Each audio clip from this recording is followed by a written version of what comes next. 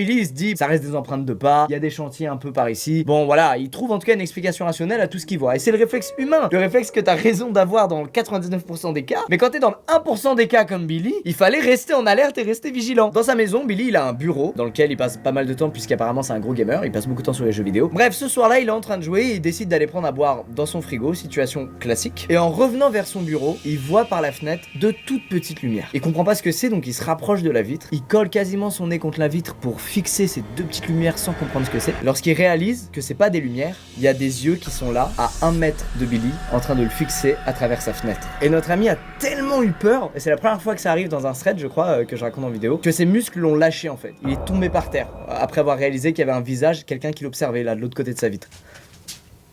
Tu m'as fait peur là-dessus. Et devinez quoi, une fois à terre, Billy entend quelqu'un qui commence à jouer du violon. C'est le fameux putain de joueur de violon qui est là à 1 mètre de lui, qu'il a observé et qui s'est mis à jouer du violon après l'avoir vu se chier dessus. Pendant que le mec se met à jouer de plus en plus vite, le morceau est de plus en plus fort, il y a le chien de Billy, souvenez-vous, qui comprend qu'il y a un truc pas normal qui se passe et qui se met à aboyer. Le bruit de violon s'arrête aussitôt et Billy voit à travers sa fenêtre la silhouette se déplacer en direction de sa cour, en direction de là où il y a son chien. Billy reprend le contrôle de son corps parce qu'il a peur pour son chien. Il est inquiet, il a pas envie qu'il arrive un truc à son chien. Billy il sort donc de sa maison pour aller aux côtés de son chien et il essaie de le faire rentrer dans la maison mais le chien ne bouge pas. Et croyez-moi, quand un chien qui a la corpulence d'un labrador ne veut pas bouger, bah tu ne peux pas le bouger. C'est simple, il reste là. Cette scène elle dure plusieurs dizaines de secondes. D'un côté la silhouette dans l'obscurité quelque part devant eux. De l'autre côté Billy derrière son chien avec ce dernier qui arrête pas d'aboyer. Il finit alors par entendre la silhouette s'éloigner. Des bruits de pas qui partent comme ça au loin. Mais des bruits de pas en rythme comme quand tu marches, des bruits de pas qui ont plutôt le rythme d'une sorte de